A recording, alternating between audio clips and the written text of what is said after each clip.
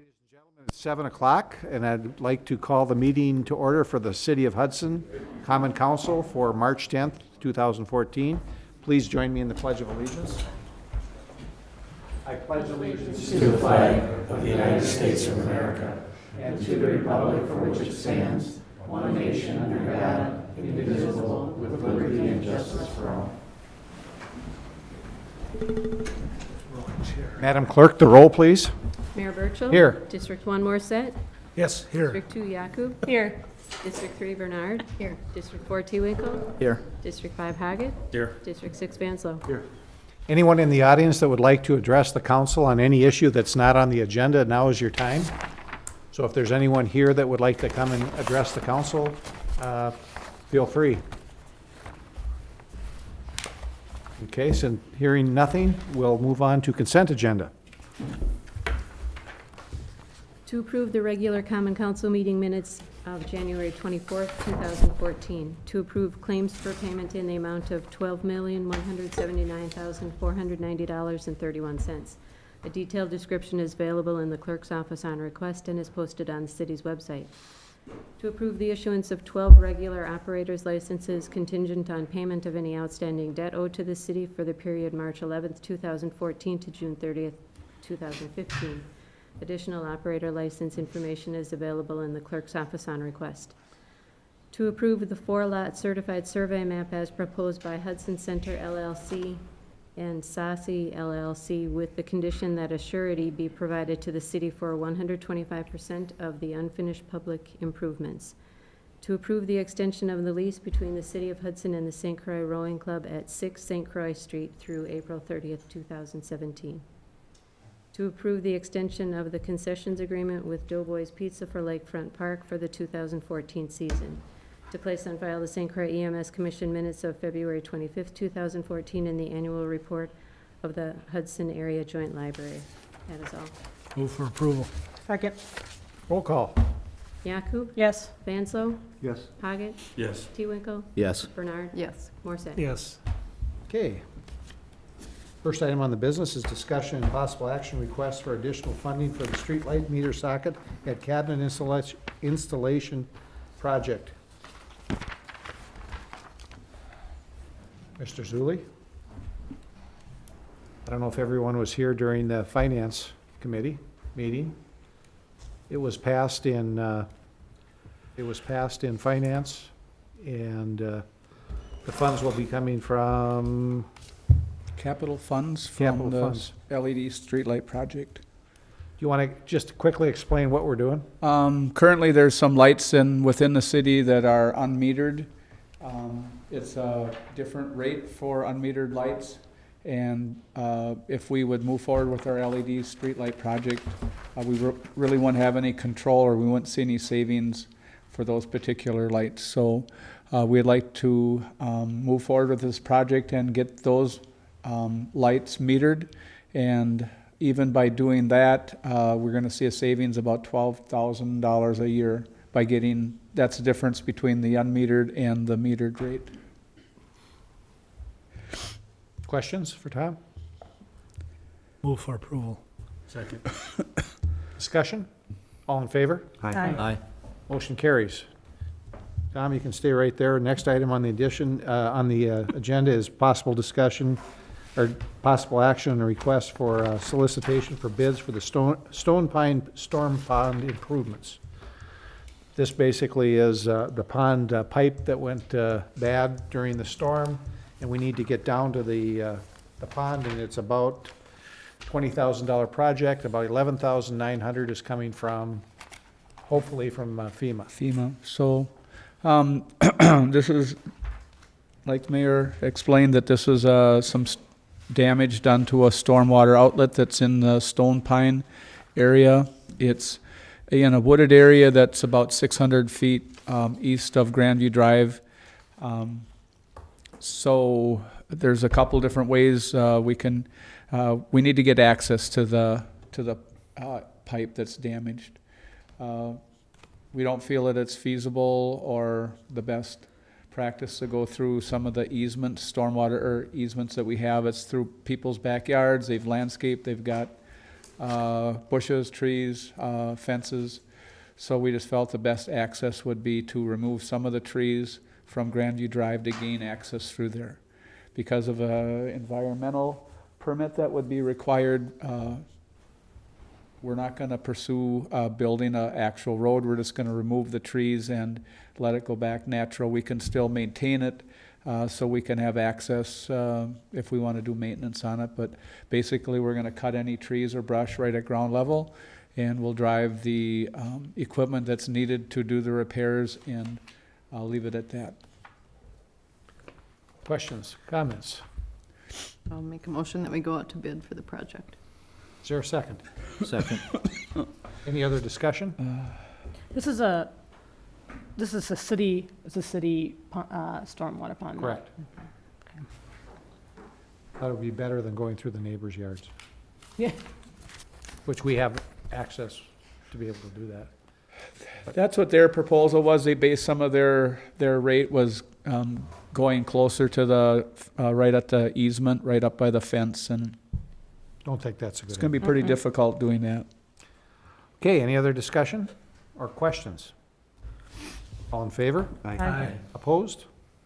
Next item on the agenda is discussion possible action on the purchase of a used motor grader, Or a road grader. or whatever. road grader, that Yeah. I call it. 2000 and, our 5-year capital plan was to purchase a snowplow truck this year, but as the winter progressed this year, our 1991 road grader is in need of repair. We thought at one time it would be maybe a good idea to only get down to one road grader, but with the snow removal, downtown snow removal, with the snow removal on the side streets, and with the plowing of cul-de-sacs, we just feel that it's in our best interest to have 2 road graders. Some of the issues that we've had with the grader is, I think there was a list of things that we presented to Public Works. Transmissions has some issues. The wiring is failing. The age of it, hydraulic, some issues. So we thought that we should consider purchasing a grader instead of a dump truck for 2014. Now, I didn't hear, you didn't say we're gonna keep 2 graders, did you? Or did I hear that Yes. wrong? No, we still have one. We're Right, trading this is in the the second oldest one. But we're trading the oldest, okay. Yes. But we're Okay. gonna have 2, right, then? Okay. Yeah, so we will have 2. I'm gonna store one up by the water tower and Hanley. I'd love to store some equipment up there. That would be great. So, this is probably the first time that we went out for bid, at least I went out for bid for used equipment. So we did have some specifications that we wanted to go by the horsepower and size, and we wanted certain snow tires and things like that. We got 4 quotes in. We just felt that Fabco had that particular grader met our needs and was the best value. There are some cheaper ones, but by the time you get some of the equipment that's not on those particular pieces of equipment, the cost would be the same, and we just felt that the best value is with the 2006 Cat. Questions, comments? I'll move for approval on the bid. Is there a second? Second. Okay, any other, or any discussion, questions? All those in favor? Aye. Opposed? Item 6D, discussion possible action to purchase a 2014 street sweeper. I think you can see the bids that we received there. And there's a $65,000 trade-in allowance, and the cheapest one is environmental equipment. And we had allocated 180,000, and this comes to 178,740. And like we talked about in finance was the issue that we have with our current sweeper is that it's a end dump type sweeper. It's a vac sweeper, but it's an end dump. So when we get into certain times of the season, early spring and in the fall when the leaves are pretty heavy, we have to travel from Hudson to Cratley Lane in North Hudson. That's where our dumping site is. Actually, we're spending most of our time, we sweep for 10, 15 minutes when the leaves are heavy, and then we drive for 15.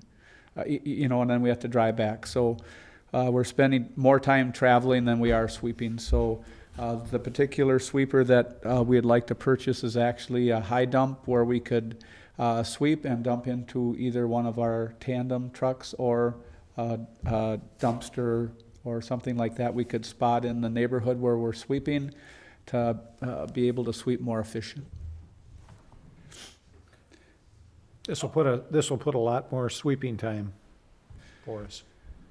Correct? And that's, yeah, and also another thing to consider is that we did get notification that City of Hudson will be MS4 community, and we'll have to do some permitting for that. And I do know that we get some additional, I believe, some credits for a vac sweeper. Another part of this benefit to this type of sweeper is that it has a sweeper or a vacuum on the back if we were going to clean catch basins and some of the grit and things out of the catch basins. So I'll move for approval on environmental equipment, 178.74. There a second? I'll second that. Discussion? I have a question more out of curiosity. Do we ever get the sense that companies who are bidding on these projects, Know what our amount is? do they call and ask, hey, how much have you guys allocated for this particular piece of equipment? I mean, I know all of this is basically, it's on the internet. I mean, they can look and see what we've got in our budget, I would think, but a lot of this stuff you can actually purchase off of Minnesota state contracts. I think this is actually the same price that if we were to just go to Minnesota state contract, we went ahead to put this out for bid, but we're just trying to follow city policy, procurement I policy. was just curious It with the might be trade-in, because it's so different from what the other two offered as a trade-in. It might be kind of the other way too, when Tom, at budget time, approaches us to build a budget. I would imagine he's done some research and knows basically what they go for, so. general idea, hopefully. The trade allowance, you never know. Yep. So, This You can jack the price up machine on might the have one some end and- value in some place in California where there's different emission standards or something. I don't know, but there's, apparently this vendor has a need for this machine, so is a benefit to us. Well, he jacked the price up by 20,000 on the one side and then gave you a bigger trade-in. I mean, and at came in the lower. end of the day, we're under budget. that's right, by $2,000, so It's magic. it's magic. All right. Just wondered. Any other questions or discussions? All those in favor? Aye. Aye. Opposed? Motion carries. 6F, which is discussion possible action for bids received from the fire department breathing compressor system. The 1 ton. Oh, I missed the 1 ton already. Yeah. Oh, yeah, I think we decided to postpone it at the finance Right. because we didn't have the price for the chassis or the body of the, They've got the price for the utility box, but the funding, you'll have to make take it from the collection that you've made off the sale of the other equipment, and that wasn't posted on the agenda. So we're gonna do it all at once next month, or next meeting, I should say. is that okay? Yeah, well, that's, okay, now we'll talk about the possible action and bids received for the fire department breathing air compression system. This was a project that was approved in the 2013 budget, and it just didn't get done. It came back to you 6, 8 weeks ago. None of the bids met the specifications, so they went out and rebid it. Oshkosh Fire was the lowest bidder that met the specifications. It's about $1,200, $1,270 over what the budget was for, but they're proposing that they will take, if they need additional funds, it'll just come out of their maintenance operation funds. So this is what the fire department's recommending. Bill Warner and a committee over there looked through everything, so. I move for approval of Oshkosh Fire for $41,270. Second. Any discussion, questions? All in favor? Aye. Aye. Opposed? Next item, 6G, discussion and possible action on update proposal from Passport Parking regarding parking meters in the downtown area. This came with no recommendation on a 2-2 vote from Finance. Most of finance was here, does that go through again? Was everybody, was everybody was here, do you want to hear the story again? I think we should. I'll tell it, great. I think we should. Even though I think John and, I wasn't here, I cut the tail end, but. okay, let's go through it. I think it's important enough to, Okay, again, I appreciate the council's time. And so the concept of the Passport Parking Program, I believe you're all familiar with. What we're talking about here is Passport addressing concerns on the city of pricing, merchant processing in particular. Passport was able to do the pilot with no cost whatsoever to the city. We borne that cost, we borne the risk. We look at this as a partnership with the city. Just to quickly recap, many of you have already heard a lot of the advantages, but we believe this will increase revenue. That's what we see in other cities, not only cities, large cities, but cities with the rate structure similar to Hudson. So, for example, Fond du Lac, Wisconsin, Council Bluffs, Iowa, Wisconsin Dells, I think they're about $1 an hour. But cities are using this for folks that don't have quarters in their pocket, so they're able to pay with a credit card. And what we tend to see there is that's the first reason for an increase in revenue. Second reason is no leakage. Quarters don't go missing, which can happen in some cities. The third reason is typically when you pull up to a coin-operated meter, you see that time's on the meter. With this system, that's not necessarily apparent, and we tend to see additional revenue from that source as well. So we see anywhere from 4 to 10% revenue gains, usually by the end of the first year. It's a program where the challenge is really getting people to understand it and know what it is. It's a little bit new. We've been around for 3 years, and so we tend to see month-over-month growth. And we would, upon a launch, give a marketing push behind that. Other benefits to the city is the fact that this is an app that can be downloaded and also a phone number that can be called into. And with that number readily available, and I didn't mention in our last meeting, also within the app, you can right there hit the phone and call and get a person during Hudson parking hours. And that's going to help you with other things like, okay, there's a broken meter. If it's anything about rules, we'll forward it on to the city. But if it's something that we can provide a service to the city and help them out, we will do that. So with that said, we've come back to the table with a couple proposals, one a flat rate and one per transaction fee, where we're attempting to reduce costs as low as possible to the city. So the comparison, if the city would like to accept credit cards, which is a key in increasing revenue in the future, which we see in most installations where that credit card payment is added. Other options to do so might be a multi-space meter machine where you typically do about one per block, and that usually runs about $10,000, $15,000 plus a monthly fee plus transaction costs. Smart meters that take credit card, those also have the initial fee, upkeep, and the monthly cost, and still have merchant processing costs. So the essence of this proposal is to provide a benefit to the city, which in turn will hopefully make the businesses happy as well, but allow the folks that want to continue to pay by coin, they can do so. Eventually reduce the usage of the meters. And reduce the amount of times they need to be emptied. If it wasn't clear already, the way this works is when a person pays by phone, the enforcement operators see all the spaces, 335 spaces in the city, and they see which one's paid and not paid. There's other benefits to that, such as you can see what are the most frequently parked at meters. If the city's ever looking at a rate increase, you're going to have data around that. People tend to stay longer, and you're going to see what areas are people using this system in. So that is data that we'll have available to you. And I'd like to open up for any questions. Can you remind us of when we did the pilot, how many meters did we have on it? Like 20? We had 67, 60? I think. And how many transactions were there? Why am I remembering a really 26. 26 Yep. total Total transactions transactions, yep. over 60 meters? 54 meters.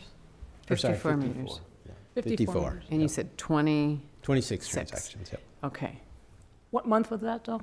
It started in Like late October? September, I Yeah, it was think. not the most busiest month of the, But there's a lot of activity downtown in the fall.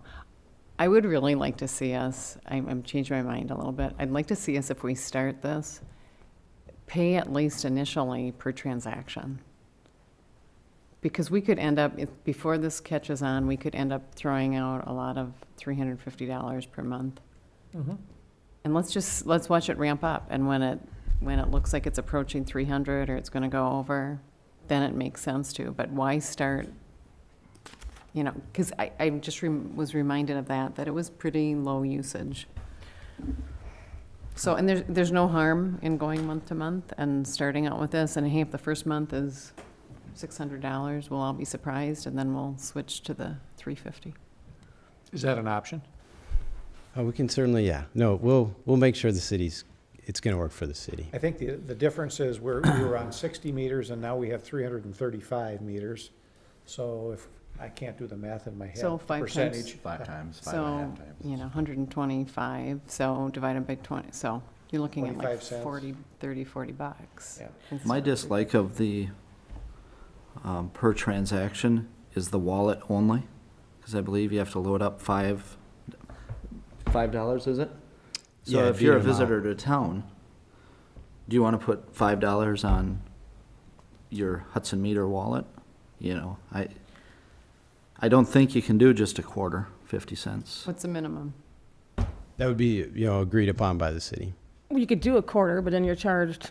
Every transaction. Yeah, it's, I'm glad that, like, people are willing to look at this. I had a conference call with Brandon earlier this week, and I still believe that the monthly flat rate, all-inclusive, is the best way to go. We have the end result. We know the end price for us. We have been looking to improve our parking since I've been on council. And I think Denny has monitored meter usage to the best of his ability visually. We have now a chance to actually handle our meters in a way where we can monitor them through actual digital data to benefit the most, to get the most use out of our meters.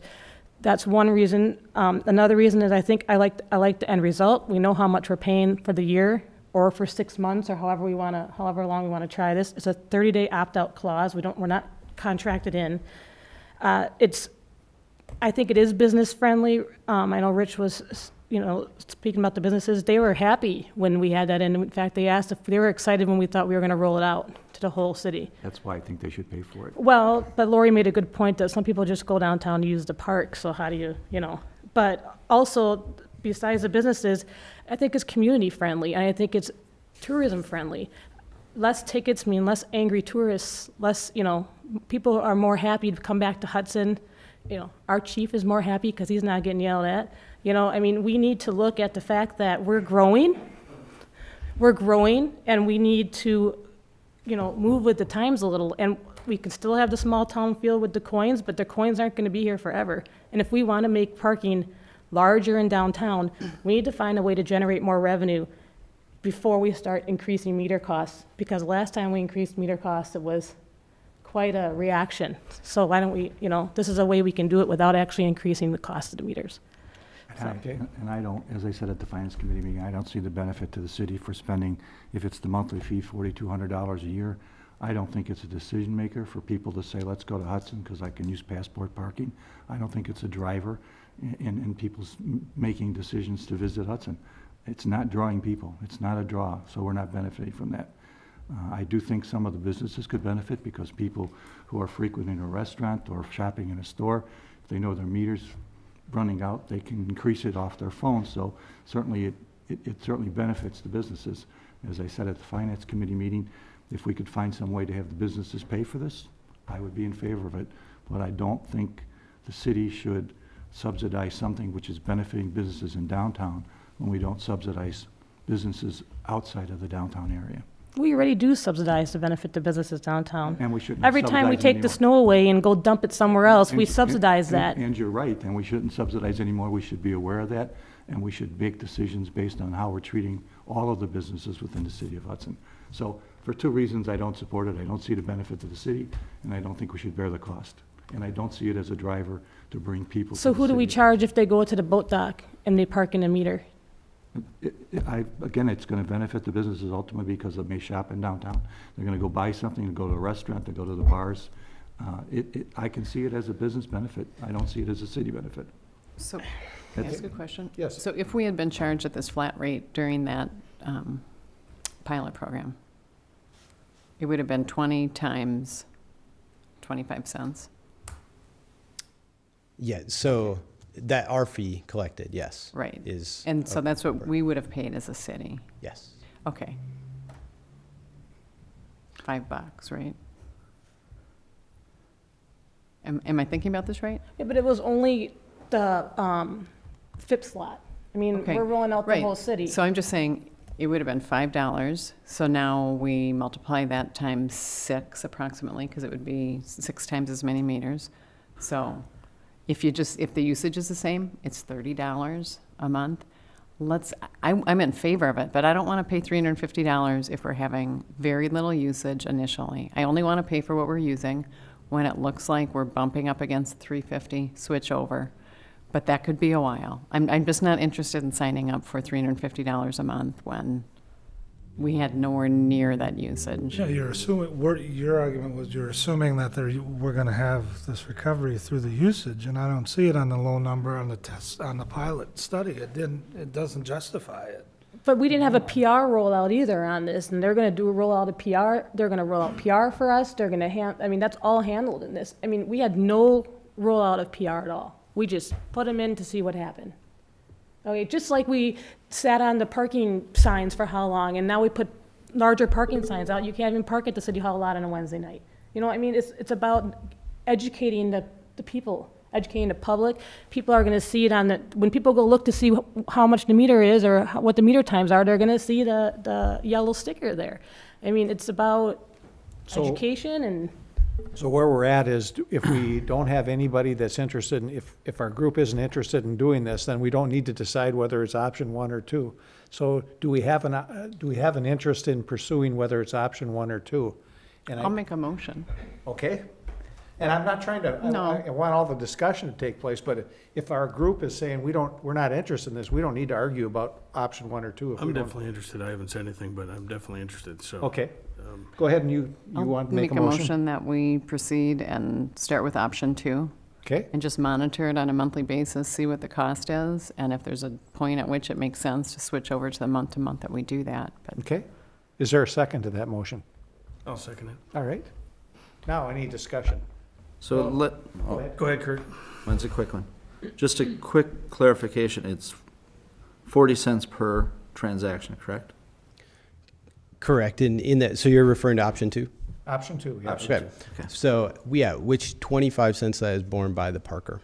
So in that situation, if somebody has quarters and they want to feed the meter, keep doing that. Zero cost to the city, zero cost to the parker. Only if I have got no quarters, as Chief Gentry was just mentioning, there's people who say, I just ran in the store to get quarters. In the meantime, they got a ticket. That helps that scenario. They have some other option, you know. So we're gonna be charged 15 cents. The other Oh. person's gonna be charged 25.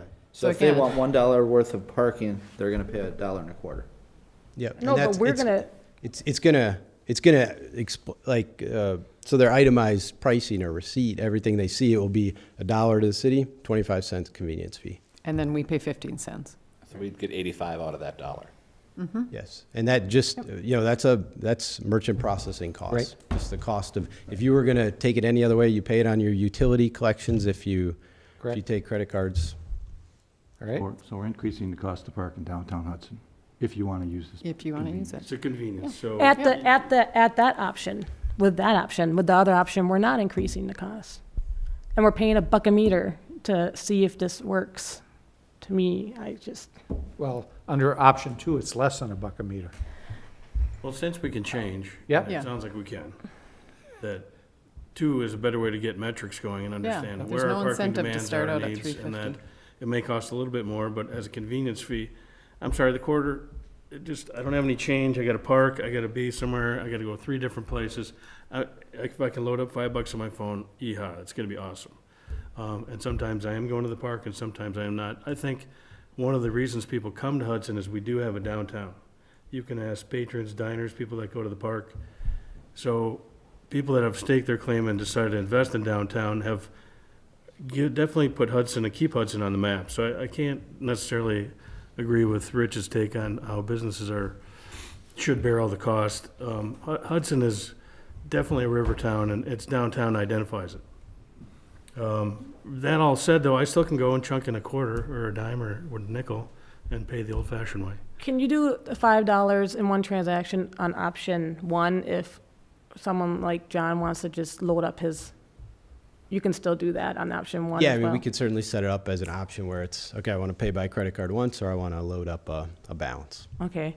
And then what if we have a month like December where we don't charge our residents Yep. for that month? How would you guys work with us on that? How do we? Yep, so we can just set a lockout in the system, and we can control that message that says parking's free in December. But then are you charging us the $3.50 still? We're talking option 2 right now, but I know, but I'm just, if we were on option 2. I'm deciding if Yeah. I want to vote Yeah. on option 2 or not, right, by asking these questions. Well, I think the notion was that we could change. So if Well- option 1 becomes more financially sound, then, but I don't, as Lori points out, I don't know if we'll get to that transaction base or not. So I guess I'm kind of. We may eventually, but why would we pay for it when, when we're nowhere near that, you know? Because in the end result, we always surpass $4,200. It's not like we're worried about actually making the $4,200 in the city. But why would you give it up until, why would you pay it out until? Because the projection is we'll make 12,000 more, and with Lorraine gone, I'm thinking we're gonna start losing revenue, to be honest, and I would think we need a revenue maker. You know, and without raising our meter pricing. I still don't agree with that hypothesis that because you put passport parking in, you're going to raise your parking revenues 10%, because that suggests that I come to Hudson so I can use passport parking.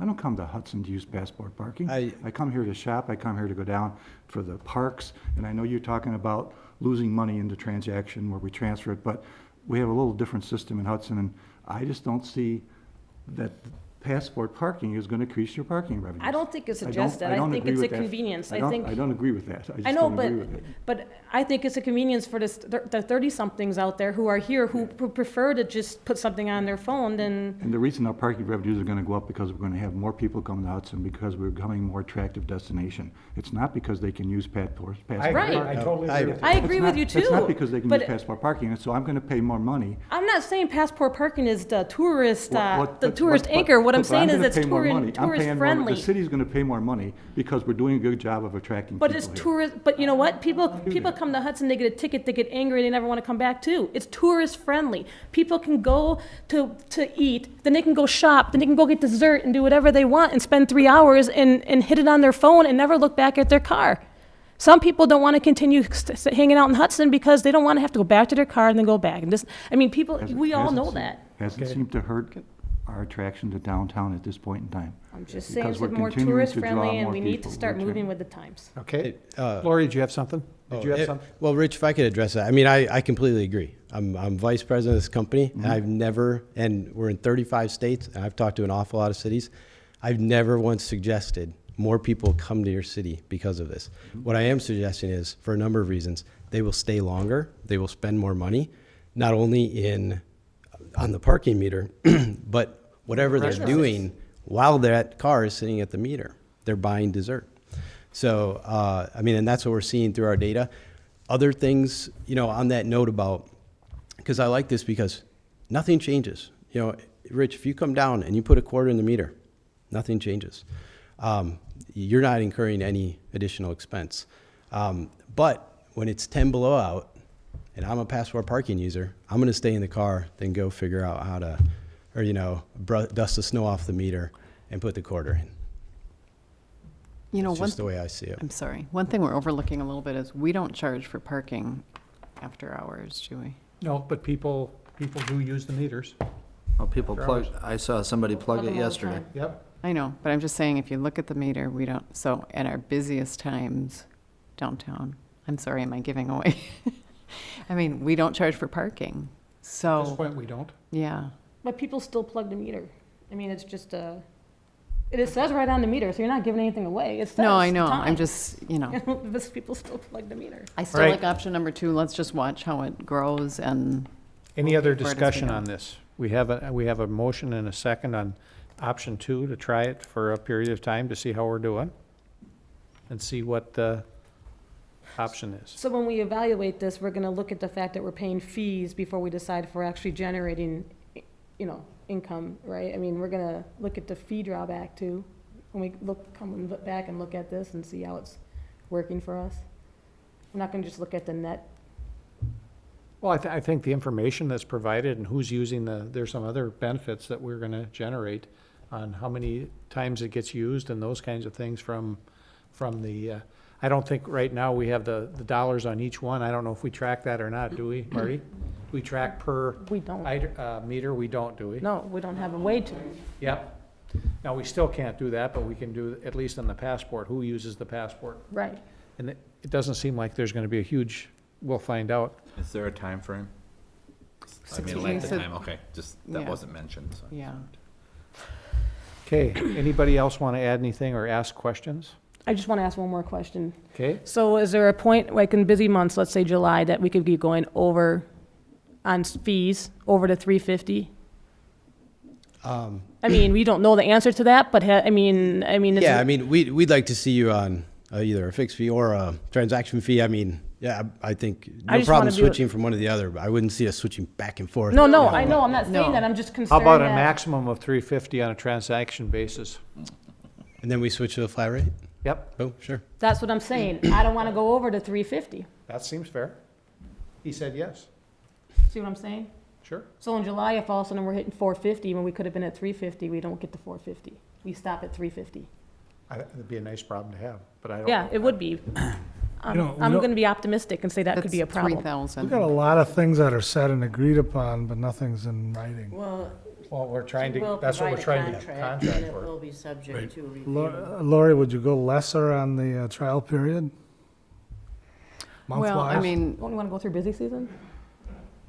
I guess I was envisioning just, and you guys have to, decide, but I'm thinking just watch it, monitor it. If it looks like we're approaching 350, Well, then it Then- goes. Well, it it's stays gonna in stay at That's 350. the max. We're gonna cap it at 350, right? Yeah, I mean, well, if I could add some color there, the thing about this system is, this is Asheville, North Carolina. So this is our pilot. This is when we went citywide, that increase there. So the hardest thing about this adoption is people realizing what it is. What's Oh, the I scale? can just park on my phone and, I don't have to go in the freezing cold. So, what's that So, scale though? I What's would the lo- y-axis? Oh, this is there? each month. I mean, so this is 4,500 transactions per month. So this is monthly transaction volume up How many by month. So this meters? covers about a year. How many meters do they have? They have 800. Okay. So, I would like to see at least an idea that takes it long enough to give it the chance to take hold. We didn't put a time element on it. Well, 6 months is what Laura suggested, and that takes us to, like, if we start April 1st, it takes us to September 1st, which I think is a good time October frame. 1st, actually. October 1st, excuse me, yeah, which is a good time frame because it goes through a busy season. He can show us all the charts you want. There's gonna be an increase if we open up every meter we have. I mean, to me, it's a moot point. It's gonna grow no matter what. So But basing my it on- concern is just that I don't want transaction fees to go above 350 if the optimistic side of me says, can we cap it at 350? And he said yes. And so he said that's a yes. non-issue. So that makes it, Okay. But we don't want to pay 350 till we get there. right, Correct. that's my point. Okay. Okay, anybody else? All in favor? Aye. Opposed? No. Motion carries. Thank you. Thanks for your time. Yep. Thank you. And you'll get that information back to Marty and we can move forward. For a contract? Yep. Yes. Yep. Okay, unfinished business, discussion and possible action on ordinance 2-14, urban forest ordinance. Back in September, is that when we decided it was, Kathy? I think it was Yeah. September. This was on the agenda for discussion, and then it was pulled off before the council even saw it because Catherine had some issues with the ordinance. I think the mayor had some concerns. So now this is coming back. The park board has reviewed it, Catherine has reviewed it, Tom's reviewed it. The Urban Forestry Board has reviewed it. Many times. Yeah, so, I mean, you can, have first reading, look at it, whatever you'd like to do with it. What's the council's, I move to suspend the rules. okay, is there a second? Second. I actually had a fair amount of feedback from a constituent, and so Okay.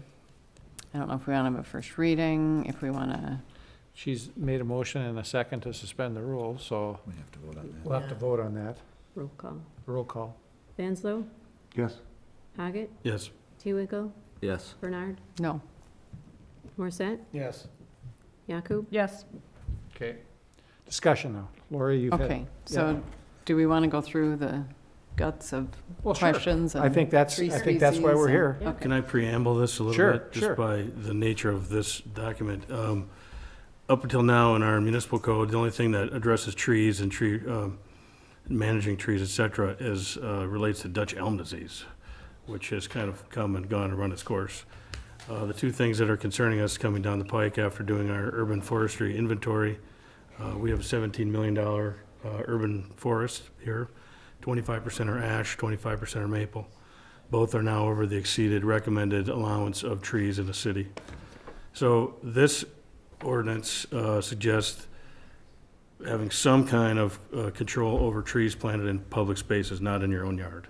So this is only in public, on a boulevard, a park, et cetera. So hopefully that kind of, gets it to the point where We're not talking about in your backyard. Alan's backyard, my backyard, anybody else's backyard, but we do and are trying to recommend tree diversity. And the last thing I'll say is that the reason we're trying to recommend tree diversity is that 25% ash, emerald ash borer is in St. Paul. If it comes here and wipes out all of that, 25% of our forest is gone. And that's just in public spaces. We don't know how many private ash trees there are. So in working on tree diversity, it makes our trees safer, and we have different kinds of trees and so on. So that's really what we're trying to get at with this, not only our ordinance, but our permit.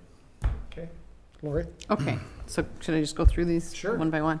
Okay, so section 22914, subsection E, talks about restricting storage of diseased elm, oak, or ash wood on private property without securing permission. And this individual said, why would we allow any to be stored if it's diseased, and who's going to Well, I decide? guess the point is to make sure that it isn't stored, and that was just a Right, so procedure for, would we ever give permission No, to we would store? not. What happens is, as you know, people buy wood from God knows where, and they bring it home. They cut it from the cabin and they bring it back. So we don't want you to get wherever you got it. I guess that's what we're trying to get at there. If So that what- doesn't say that, right. maybe we should change the It language. doesn't say that. It suggests I can go to the city forester and say, I'd like to store diseased ash wood on my property.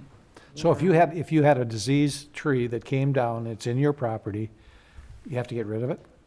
You have to secure permission from the city forester well, to store there's that. places I understood from Tom where you can dispose of it. The idea was to have it disposed of outside the city, unless there's some means for, Now we're talking about Storage. private trees, yes. we are. private Yes, property. Yeah. because the bugs or whatever it is don't just stay on Public trees? the Private property, right? property. All right. It's I mean, ambiguous I'm at not- best. Yeah, it It is. is Yeah. ambiguous, you're right. Probably, potentially just from without to the end of the sentence, get rid of that. Just saying we don't allow it. Well, But I mean, who's do you going to know that monitor I that? cut down a diseased ash tree Well, it's on like my everything else. property? It's hard to monitor, but if I show up at your house and you've got some, bad ash tree or something, What are you gonna do, call the police? My neighbor has a bad ash tree? Call Forester. Call the forester. yeah, the Tell the forester. city It's an forester. education. I The mean- whole idea. no, that's the person, that's currently it's Tom, the city forester, but Yeah, it is the city forester, and the whole point was to provide some education to people on what to do with their diseased trees and wood resulting from diseased trees. Most people are just gonna simply cut it and burn it in their fireplace or their fire pit. And now we're gonna tell them they can't do need that some or store help it. Well, on the problem, substance. and regardless of how we resolve this, the problem is that your diseased wood will allow the critters to continue to live and potentially, In fact, infect something else, right? Might only be your own backyard tree, but then it could be your neighbor's tree and so on. Just get So rid of without permission, and then if someone does finds diseased wood, there's a basis for the forester to go out and say, you can't have that on your property. I'm okay with It's this. just, it's getting a little I'm okay with fuzzy. with the premise of why we're doing this, but now we're reaching. Yeah. Government overreach here, and I don't like that. I like what Can I pull back my we're motion? supposed to do. well, That's what I'm saying. Well, we I'm- need some help, I think, on understanding why it's a problem to have diseased wood on private property. I can't provide that help. Someone with a tree background, Tom, needs to provide that Do you help. understand what you're expecting people to know, that when they take a tree down on their property, you're expecting them to identify that it's diseased? I may or may not know that Well, as a part of it homeowner. might be the city forester identifying that for them and notifying them that they have a diseased tree. Oh, There was supposed to be an goodness gracious. education On component. private property, And though, we're Tom's our city talking about. forester? But there's no way that a How much city time you got on forester your You hands? is- have to tell One at a them time. so that they can be this aware come from the of elm, it. the Dutch elm ordinance. Currently, the Dutch elm ordinance is that when there's a diseased elm tree on private property, we identify that tree, and that's the Public Works Department. The tree's marked, and we send them a letter, and that tree is supposed to be removed in 14 days, But, 14 or 20 days. and you've also always had the option of the homeowner keeping that wood. If they store it properly, that wood can be stored, and then that's something that we can include in that letter. Once we send notification that a tree needs to be removed, we can say that that wood can be stored if certain conditions are. It has to be covered like elm wood. Once the bark is loose, then the beetles don't stay in that tree any longer. Ash wood is a little different. The wood has to be chipped up to a certain size, otherwise the beetles can stay there. You could say, the homeowner could say they have a vested interest in their own yard and their investment in their tree canopy also. They can store wood there, but if you know that there's bugs growing in that pile of wood over there, and you got 10 other ash trees, that's a poor decision. You know what I mean? Kind of common sense. Why would you want to store some wood there that you know that there's bugs in there that's going to just kill not only your trees, the city trees, your neighbor's trees? It's kind of a common sense thing. Common sense, I mean, yes, but not everybody's gonna do that. Plain and simple. That's fine, and then you think of the expense of removing these dead trees that you're gonna have. I mean, we have some obligation to say, if this infestation comes, not only, then it's gonna move to the next level where they're actually gonna put a quarantine. Yeah, the quarantines. If it gets to a certain point, the state will put a quarantine, and they restrict any wood going in and out of this area, so. So how often do you monitor private lots, though? I mean, how often are you just, if you drive by and you happen to see Right it? now, we don't have any emerald ash borer within our city that we know of. So that's my first question, Okay. is about storage, and so we need clarification on that. Okay, what's the next one? Second one is, so now we're talking about permission, you have to have permission to remove, trim, or prune an oak tree on private property within certain dates between April 1st and October 15th. Where's that at? That's very nice. Sub F, yep, 22914 sub F.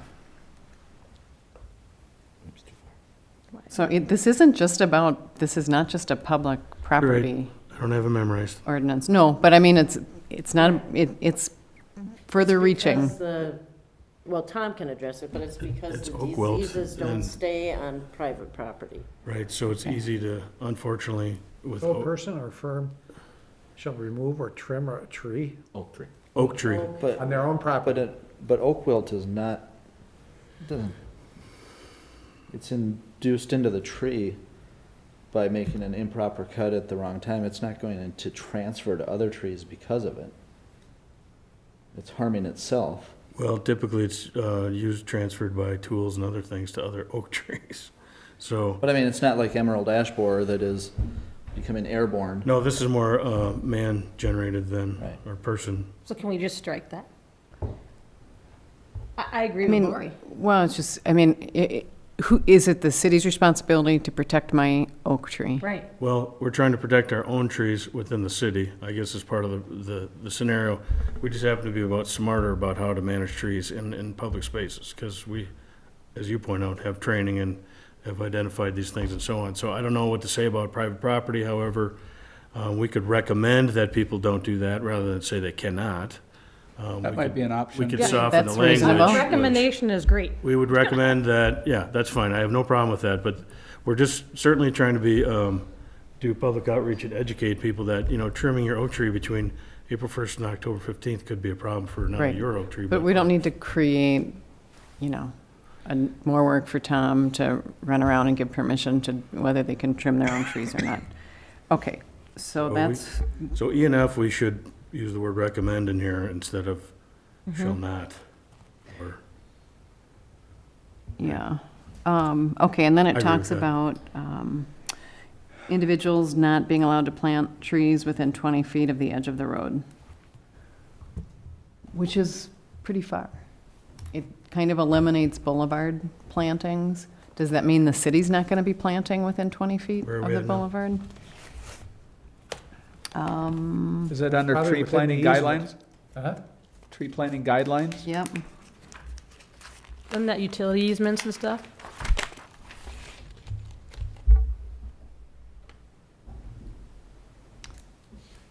Oh, I think it's 22914. We have like Highway 35 with the Hudson Meadows, they were planting all those trees right under the utility lines, they all had to come down. John, do you remember what the issue was? what there? number are we on, I'm sorry? It's got to be 22914, private tree and vegetation regulation. I'm not seeing it. But it said within I think we, the city, I think okay. we were referring to our Any public tree, right-of-way. public right-of-way, tree planting guidelines. And the distances, It's 22914A.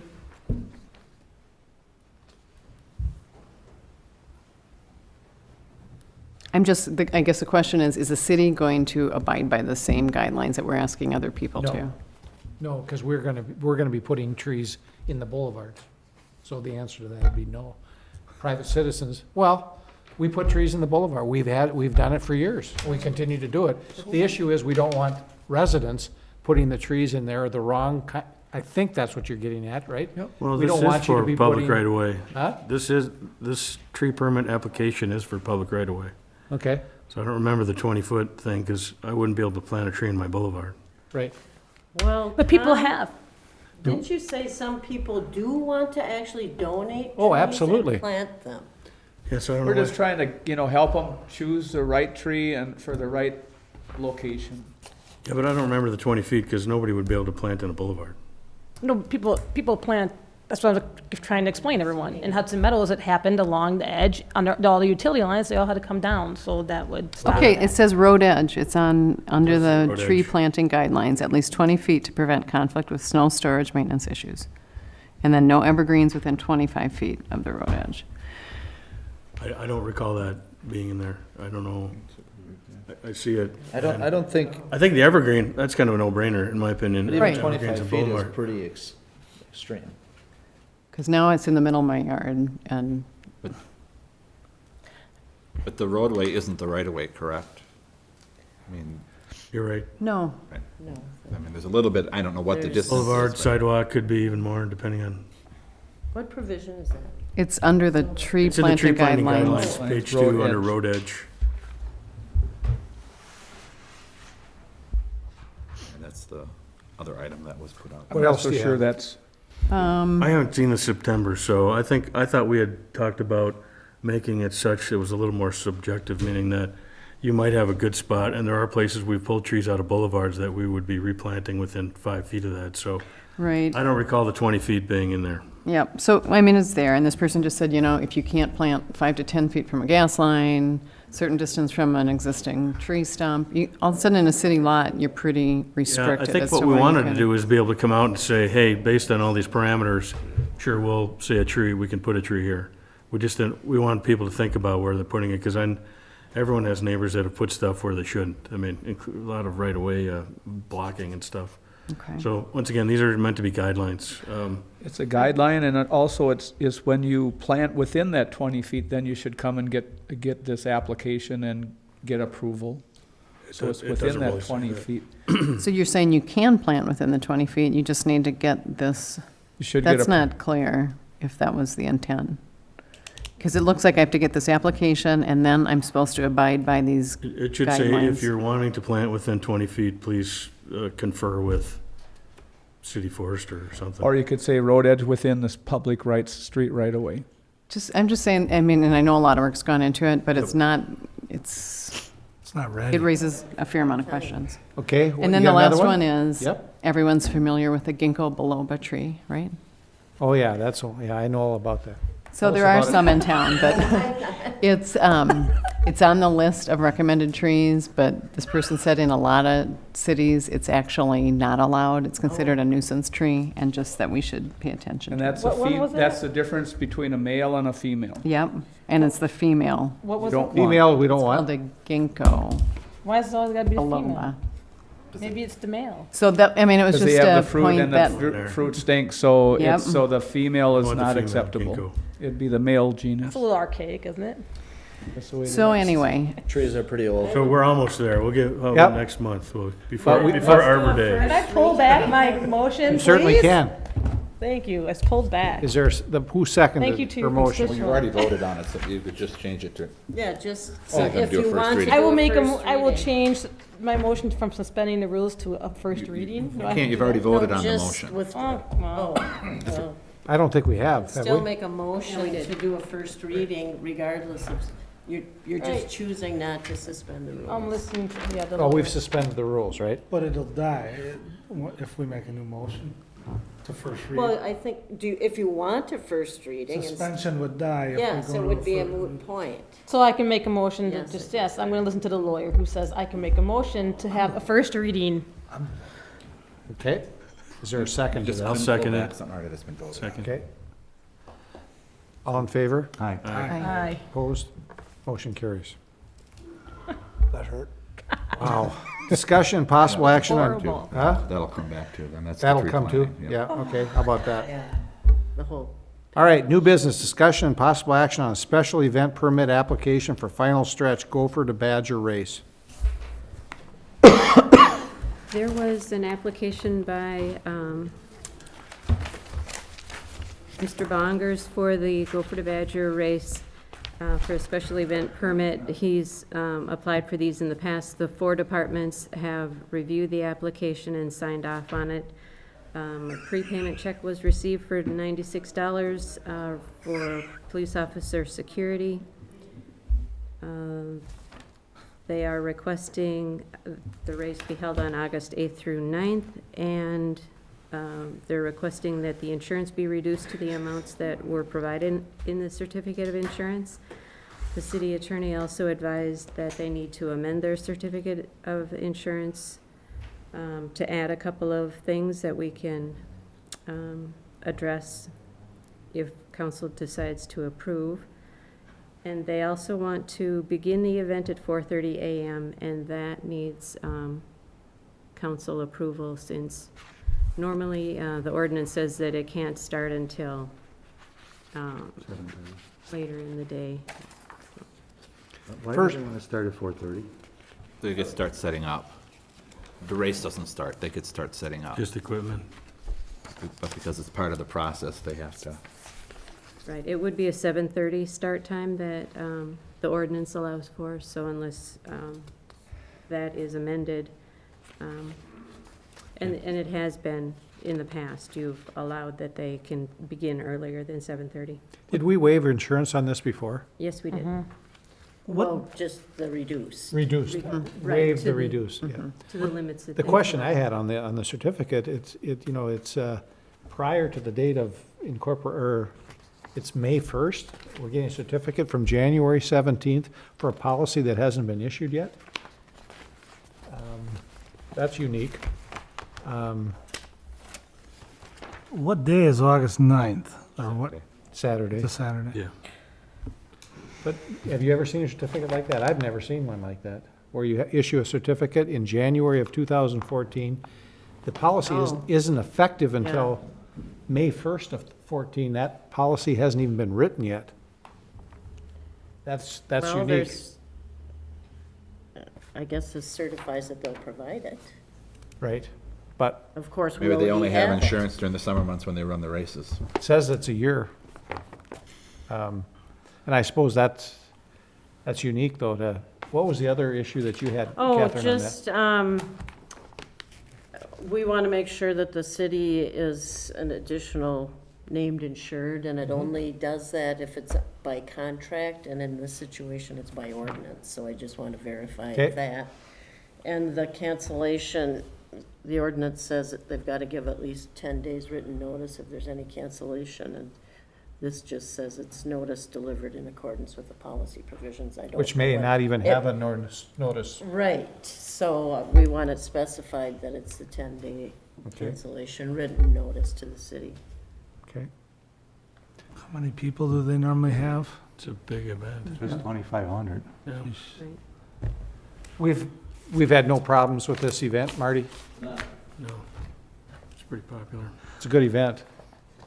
It's hard to see on the map. Are they on First or are they on the path? They Or- go up to the,